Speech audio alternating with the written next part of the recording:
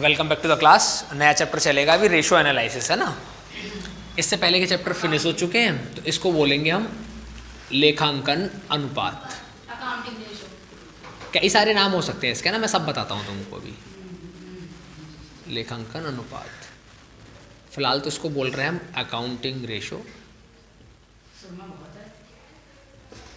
इसी का दूसरा नाम हो सकता है अनुपात विश्लेषण।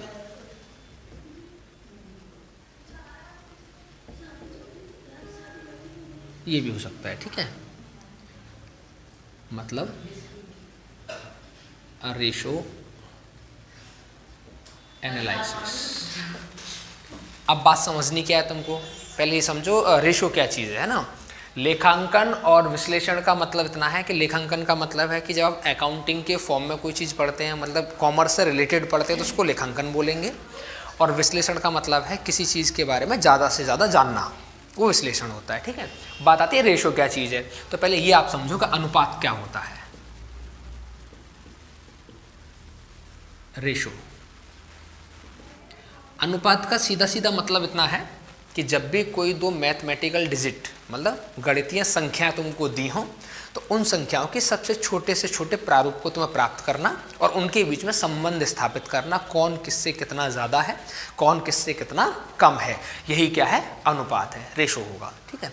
एग्जाम्पल से समझ सकते हो कि अगर ए को वेतन मिल रहा है 10,000 रुपये और बी को वेतन मिल रहा है 15,000 रुपये, तो इन दोनों के बीच में संबंध क्या है, तो इनकी छोटी से छोटी संख्या हमको प्राप्त करनी है। कैसे प्राप्त कर पाएंगे, देखो ये 3 जीरो से 3 जीरो ये कट जाएंगी, और ऐसा कोई पहाड़ा हमको पढ़ना है जो 10 को और 15 को काट दे, तो 5 दूनी 10 और 5 तिया 15, तो 5 तिया 15 और 5 दूनी 10,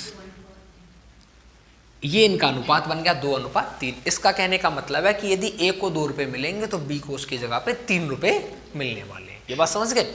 ऐसा कोई फॉर्म जब डिजिट होंगे, डिजिट को कोई सिंपल सी फॉर्म में हम रखेंगे, तो वही क्या कहलाएगा, अनुपात कहलाएगा। अब अनुपात को प्रदर्शित करने के कई सारे तरीके हमारे पास हो सकते हैं, वो हमको समझना है। पहले अनुपात कितने प्रकार के हैं बाद में समझेंगे, पहले समझो अनुपात को कैसे कैसे हम दिखा सकते हैं, ठीक है। देखो अब समझो, हमारा नया टॉपिक बन जाएगा अनुपात का प्रदर्शन, ठीक है।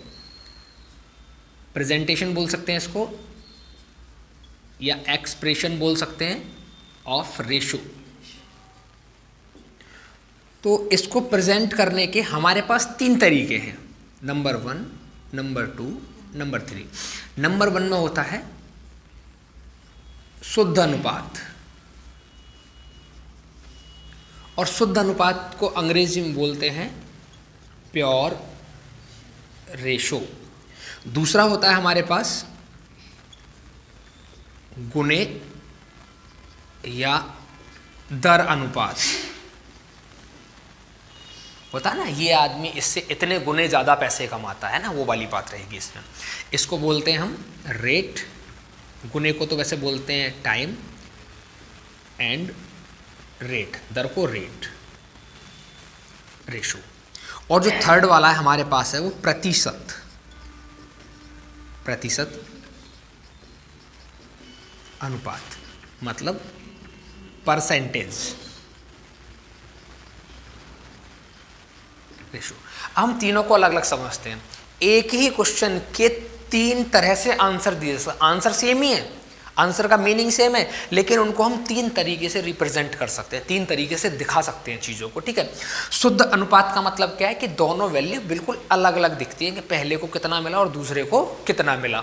ऐसे समझ लो कि इसका रेशो समथिंग ऐसे दिखाई देगा, 1:2, ऐसे दिखाई जो दे, ऐसे अनुपात में 1 को 1 मिला, 1 को 2 मिले, तो इसका मतलब क्या है, ये शुद्ध रेशो है।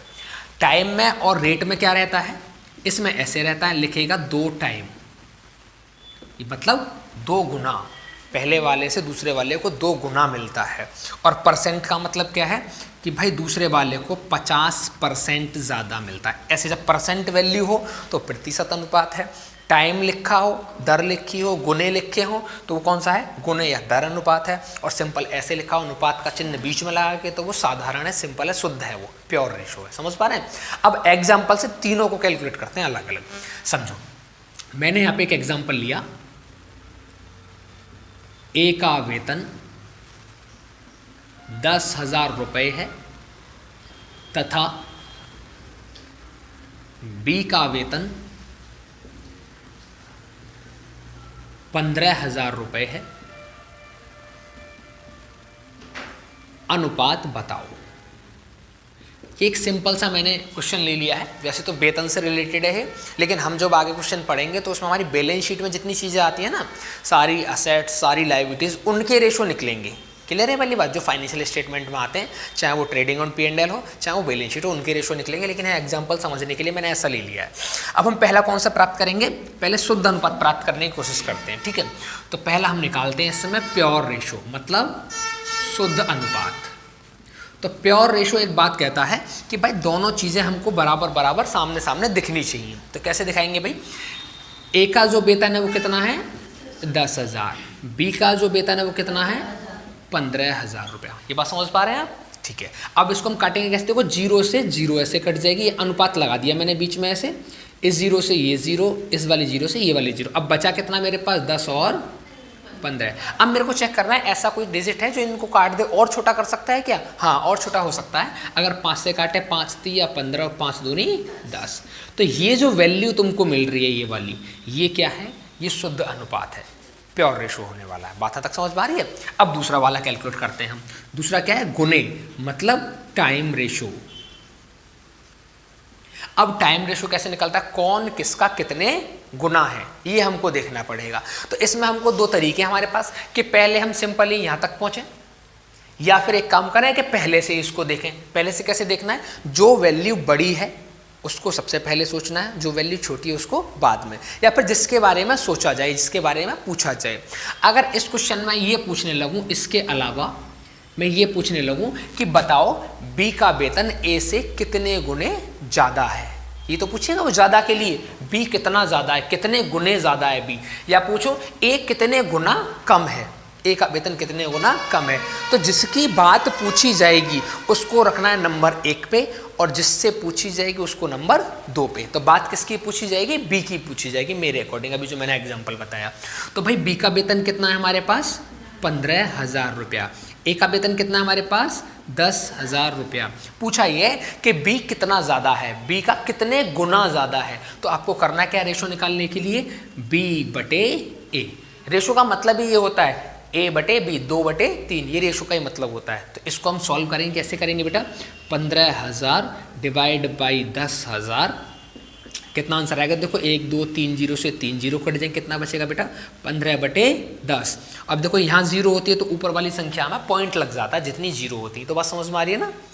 इधर से 0 गिनो, कितनी 0 है? 1। तो इधर से ही उतने के बाद पॉइंट लगा दो यहाँ पे ऐसे, ये इससे कट गया, कितना आ गया? 1.5 टाइम या गुना, मतलब वो वेतन 1.5 गुना ज़्यादा कमाता है। ये बात समझ गए? ये समझो एक बार, देखो ऐसे है, 15 में भाग लगाया कितने का? 10 का, तो 10 एकम 10, कितना कॉपी रहेंगे? 5। अब इसमें तो जाएगा नहीं, पॉइंट लगाना पड़ेगा। पॉइंट लगाया, 0 बढ़ा ली, 10 पंजे 50, ऐसे काटा है मैंने 1.5। हाँ, अब सीधा तरीका क्या है? भाग लगाना आप नहीं चाहते तो सीधा तरीका ये है, अगर जैसे मानो ऐसे लिखा है 90/10, या लिखा है 985/10, या लिखा है ये बटे 100। जब भी भाग में 0 आए, जब भी भाग में 0 तो कैसे करते हैं कि इधर से 0 गिनो, कितनी 0 है हमारे पास?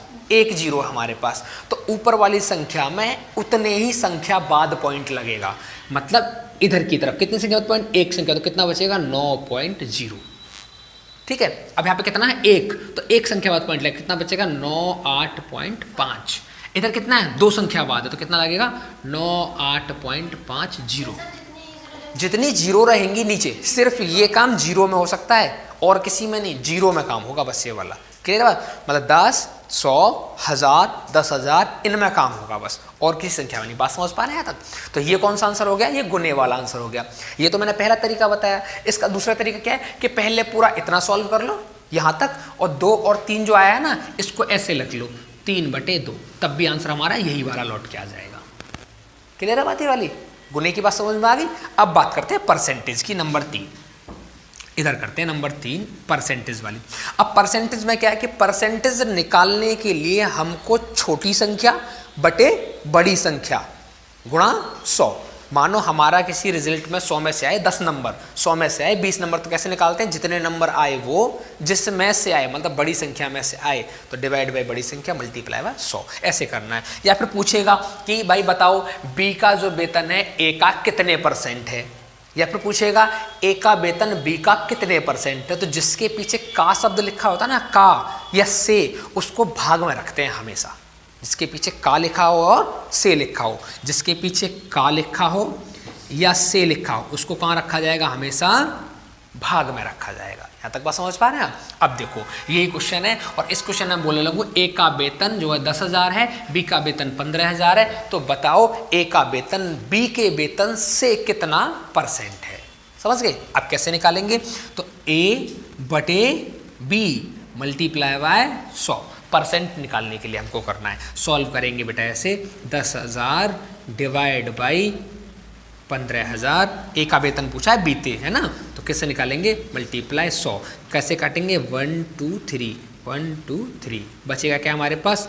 10 गुणा 100, ये गुणा जो ऊपर चला जाएगा, और डिवाइड बाई 15। यहाँ तक बात समझ पा रहे हैं आप? अब इसको क्या सॉल्व करेंगे? 5 तिया 15, 5 दूनी 10, कितना आ जाएगा बेटा? ये 200 बटे 3, है ना। अब 200 बटे 3 को कैसे काटेंगे? ऐसे इस तरीके से हम भाग लगा सकते हैं, और भाग नहीं लगाना चाहते तो सीधा से 2 से काटो, कितना बार कटेगा? 3 6 18, 3 से कितना बचा बेटा? इधर 2, फिर से 3 6 18, फिर बचेंगे कितने? 2, तो 2 को इधर लिखो बटे 3%। ऐसे सॉल्व कर सकते हैं इसको। मैं समझाता हूँ दोबारा से, एक बार समझो। मैंने भाग लगाया बेटा 200 में, कितने का भाग लगाया मैंने? 3 का, तो 3 6 18, कितने बचे? 2, 0 कॉपी कर लिया, 3 6 18, बचे कितने? 2। अब तो भाग नहीं जाएगा, 3 का भाग नहीं। अब पॉइंट लगा सकते हैं हम इसमें, है ना। तो पॉइंट ना लगाने की वजह से क्या कर सकते हैं हम? इसको हम सबसे पहले लिखें 66, 2 में भाग और लगाना है किसका? 3 का %, इसको ऐसे लिखते हैं। अगर ऐसे लिखना नहीं चाहते तो पॉइंट लगा के 0 बढ़ा सकते हो। पॉइंट लगाया, 0 बढ़ाई, 6 18, फिर 2, 0 बढ़ जाएगी, 3 6 18, इतना आंसर माना जाएगा 66.66%। बताओ, प्योर रेशो समझ में आ गया, गुने वाला आ गया, % वाला भी आ गया। कौन सा? ये 10 तो ये बचा, 100 ये वाला कर दिया मैंने इधर। समझ गया तक सब बात? तो इतने तरीके से हम एक ही क्वेश्चन के आंसर को इतने तरीके से दे सकते हैं, चाहे तो प्योर रेशो में दें, चाहे तो गुने में दें, चाहे तो प्रतिशत में दें, तीनों ही आंसर सेम है, सही माने जाएंगे। यहाँ तक बात समझ में आ रही है? ठीक है। अगला टॉपिक क्या है इसमें? नहीं, लेखांकन अनुपात के प्रकार। नहीं, अब दोबारा से पढ़ेंगे।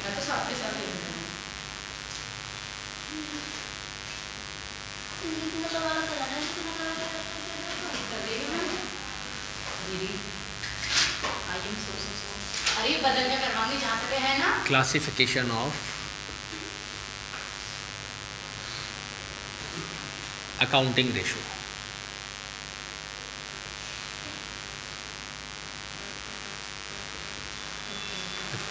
चार तरीके के रेशो हमको पढ़ने हैं, मेन 4 तरीके, फिर उनके अलग अलग टाइप हमको मिलेंगे। पहला जो इसमें रेशो है फर्स्ट, उसे बोलेंगे तरलता के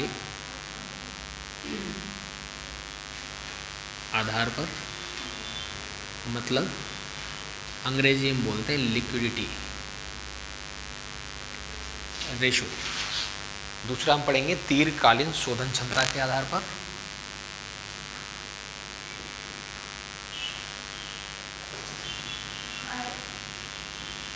दीर्घकालीन शोधन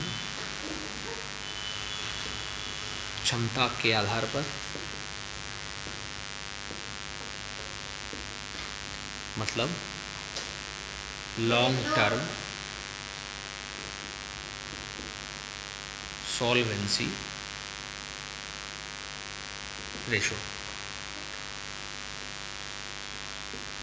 थर्ड पढ़ेंगे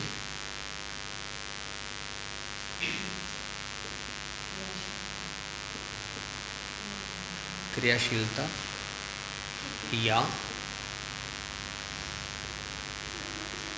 आवर्त अनुपात, मतलब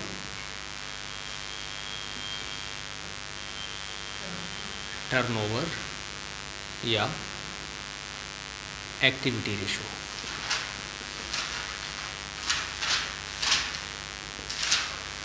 और नंबर 4 हमको पढ़ना है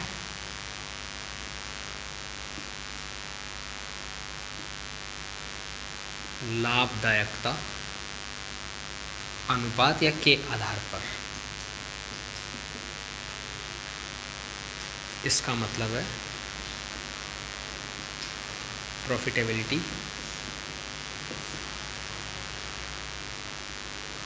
रेशो। ये 4 तरीके के रेशो हमको पढ़ने हैं। चारों का थोड़ा थोड़ा मैं तुमको समझाता हूँ है क्या। तरलता के आधार पर है कि जिन चीज़ों को हम जल्दी से कैश में कन्वर्ट कर सकते हैं ना, लिक्विड का एक फॉर्म होता है। पहले वो चीज़ें आती हैं जो 1 महीने में लिक्विड में बदल, लिक्विड का मतलब कैश में कन्वर्ट हो जाए, फिर 2 महीने, फिर 6 महीने, फिर 12 महीने, फिर 1 साल, फिर 5 साल, फिर 12 साल, ऐसे। तो जो ज़्यादा देर में कन्वर्ट होगी वो कम लिक्विड चीज़ है, और जो जल्दी से कन्वर्ट हो जाएगी वो ज़्यादा लिक्विड चीज़ है। लिक्विड का मतलब जो जल्दी से कैश में कन्वर्ट हो जाए। समझ के बात को। दीर्घकालीन शोधन क्षमता का मतलब क्या है कि कोई भी बिजनेस या कोई भी व्यापारी एक लंबे समय के लिए लोन उधार लेता है किसी से भी अपना बिजनेस शुरू करने के लिए, तो उसकी क्षमता कितनी है उसको रीपेमेंट करने की, मतलब भुगतान वो कितनी जल्दी कर सकता है, कितनी क्षमता अपने पास रखता है, वो सारे के सारे रेशो हम इसमें पढ़ेंगे। क्रियाशीलता और आवर्त का मतलब क्या है। क्रियाशीलता आवर्त का मतलब ये है कि क्रियाशीलता समझो कि बिजनेस कितना चल रहा है, कितनी सेल है, कितनी परचेज है ना, कितना वो एक्सपेंस कर रहा है, कितनी वो इनकम कमा रहा है। और आवर्त का मतलब है कि 1 साल के अंदर टोटल प्रॉफिट कितना है, टोटल सेल कितनी है, टोटल परचेज कितनी है, उसके पास स्टॉक कितना है। ये सारी की चीज़ें आवर्त में आती हैं। ठीक है। लाभदायकता अनुपात जैसा नाम से दिखता है, लाभदायकता इसमें सिर्फ प्रॉफिट की बात होगी, चाहे वो ग्रॉस प्रॉफिट हो, चाहे वो नेट प्रॉफिट हो, चाहे वो ऑपरेटिंग प्रॉफिट हो। बहुत सारे प्रॉफिट होते हैं तो वो सारे के सारे इसमें आएंगे। ये चारों बात समझ में आ गई। अब करना है क्या है हमको, सबसे पहले इसको पढ़ना है हमको तरलता के आधार पर। तो इसको जब हम पढ़ेंगे तो इसके मेनली हम 4 टाइप पढ़ेंगे। इसके मेनली इसके 4 टाइप पढ़ेंगे। पहला होता है इसका चालू अनुपात, दूसरा इसको बोलते हैं अंग्रेजी में करंट रेशो, दूसरा होता है इसका लिक्विड रेशो, तरल अनुपात।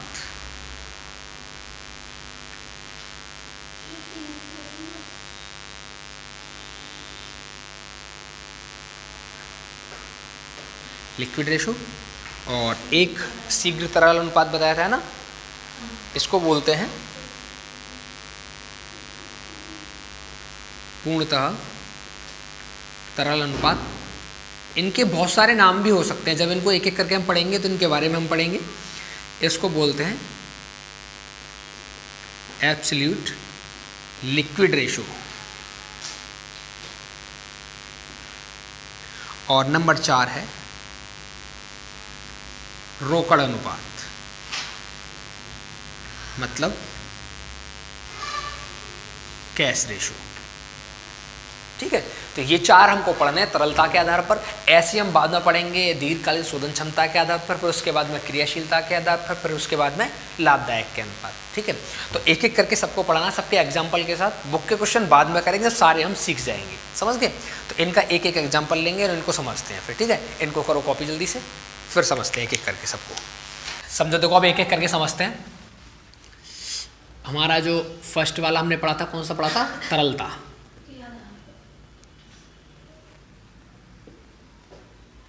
तरलता के आधार पर मतलब लिक्विडिटी रेशो। अब इसमें मैंने आपको 4 बताए हैं ना। एक तो बताया इसमें चालू अनुपात, इसको बोलते हैं करंट रेशो। दूसरा बताया इसमें मैंने तरल अनुपात, इसको बोलते हैं लिक्विड रेशो। और नंबर 3 बताया मैंने पूर्णतः तरल अनुपात, इसको बताया था मैंने एब्सोल्यूट लिक्विड रेशो, और नंबर 4 बताया था मैंने रोकड़ अनुपात, मतलब कैश रेशो। अब चारों को हम एक एक करके पढ़ते हैं ना, इनके फॉर्मूले के बारे में, इनके और किस नाम से इनको जान सकते हैं ना, ऐसा पढ़ते हैं एक एक करके। देखो इसको हम दूसरे नाम से जान सकते हैं। दूसरा नाम क्या है इसका? कार्यशील पूंजी अनुपात, इसका ये दूसरा नाम है, मतलब वर्किंग कैपिटल रेशो, इसका दूसरा नाम ये है, वर्किंग कैपिटल रेशो। अच्छा, और कोई इसका नाम नहीं है, लेकिन एक चीज़ होती है आदर्श अनुपात। आदर्श का मतलब है कि आइडियल रेशो, सही रेशो कौन सा माना जाएगा। आदर्श का मतलब सही कौन सा माना जाएगा। तो जिसका आंसर, इसको बोल सकते हैं आदर्श अनुपात, वो है 2:1। जिस भी फर्म का रेशो 2:1 आएगा वो फर्म ज़्यादा सही मानी जाएगी दूसरी वाली से। जिसका चालू अनुपात 2:1 आ जाए वो ज़्यादा सही है। अब इसका फॉर्मूला क्या है? तो इसका फॉर्मूला है, देखो चालू अनुपात को CR लिख सकते हैं, C for current, R for ratio. तो यहाँ लिखेंगे करंट रेशो बराबर होता है बेटा current assets divide by current liabilities. Current assets divide by current liabilities. Current assets को क्या बोल सकते हैं हम? चालू संपत्ति डिवाइड बाय चालू दायित्व। ठीक है। अब चालू संपत्ति कौन होती है और चालू दायित्व कौन होते हैं? जब इन चारों को हम लिख लेंगे तो फिर मैं एक साथ लिखवा दूंगा सबको, है ना, कौन कौन चालू संपत्ति है, कौन कौन चालू दायित्व है, क्योंकि यही वाली बात है और में भी यूज होंगी, तो सबको एक साथ लिख लेंगे। बात यहाँ तक समझ में आ रही है? चलिए अब अगला समझते हैं, तरल अनुपात क्या है। तो तरल अनुपात को और नाम से भी जानते हैं। वो नाम कौन सा है? पहला नाम है अम्ल परख अनुपात, अंग्रेजी में बोलते हैं इसको एसिड टेस्ट रेशो। हाँ, एक दूसरा भी है इसका अग्नि परीक्षा अनुपात। अग्नि परीक्षा अनुपात, फायर एग्जाम रेशो। और भी नाम हो सकता है इसका त्वरित या शीघ्र अनुपात। त्वरित शीघ्र अनुपात, इसको बोलते हैं क्विक रेशो। तो इस अनुपात को इन 3 नाम से जान सकते हैं, अम्ल परख अनुपात, अग्नि परीक्षा अनुपात, त्वरित या शीघ्र अनुपात, क्विक रेशो। इन नामों से इसको जानेंगे, तरल अनुपात को जानेंगे। अब बात आती है कि इसका आदर्श अनुपात क्या है। आदर्श अनुपात का मतलब है आइडियल रेशो, मतलब कौन सी फर्म ज्यादा सही मानी जाएगी, जिसका आंसर कितना आए, 1:1 आ जाए। और इसका फॉर्मूला क्या है? इसका फॉर्मूला है, इसको बोल सकते हैं ऐसे LR, मतलब लिक्विड रेशो। तो लिक्विड रेशो बराबर क्या होता है बेटा इसमें? Liquid assets divide by current liabilities ना, current liabilities. Liquid asset divide by current liabilities. अब ये होती क्या? लिक्विड असेट्स को हिंदी में क्या बोलते हैं? त्वरित संपत्ति डिवाइड बाय चालू दायित्व। बताओ, बात समझ गए वाली? ठीक है, अब समझो आगे। अब ये त्वरित संपत्ति जो है इनको हम बाद में समझेंगे, जब एक साथ इसको समझेंगे तब इसको समझ लेंगे। ठीक है, अब ये वाला समझो बस। ये अब इनके बारे में ज़्यादा नहीं है, थोड़ा सा लिखना है हमको, वो समझो क्या है। इसको बोलते हैं अधि तरलता अनुपात। पहला इसका नाम हो सकता है बेटा अधि तरलता अनुपात, मतलब सुपर लिक्विड रेशो। दूसरी बात, इसका जो आदर्श अनुपात है वो कितना है, आइडियल रेशो। इसका रेशो है 0.5:1। जिस भी फर्म का ये आंसर आएगा वो ज़्यादा सही मानी जाएगी। और इसका जो फॉर्मूला है, इसका फॉर्मूला इसको ऐसे बोल सकते हैं, एब्सोल्यूट लिक्विड रेशो बराबर होता है बेटा absolute liquid assets divide by liquid liabilities. इसमें लिक्विड लायबिलिटीज आती हैं। अब ये कौन चीज़ है, एब्सोल्यूट लिक्विड असेट्स क्या है, तो जब सबकी असेट्स लिखेंगे तब मैं इसको भी लिखवाऊंगा और साथ में लिक्विड लायबिलिटीज को भी लिखवाऊंगा। ठीक है, अब होती क्या है वैसे हिंदी में इनको क्या समझते हैं, हिंदी में समझेंगे पूर्णतः तरल संपत्ति डिवाइड बाय तरल दायित्व। लास्ट रहेगा हमारा रोकड़ अनुपात। इसमें सिंपली फॉर्मूला आपको समझना है और कुछ नहीं है इसके अलावा। इसमें फॉर्मूले में क्या है, रोकड़ कैश रेशो, कैश रेशो बराबर है कैश प्लस बैंक। जितना भी आपके पास कैश है और बैंक है उन दोनों को जोड़ो और नीचे डिवाइड लगाना है टोटल करंट असेट्स का। कहने का मतलब है कि करंट असेट जितनी भी आपके पास है उनमें से कितना कैश और बैंक दोनों को जोड़ के आपके पास होने वाला है। ठीक है, ये बात समझ में आ गई, कर लो इसको कॉपी।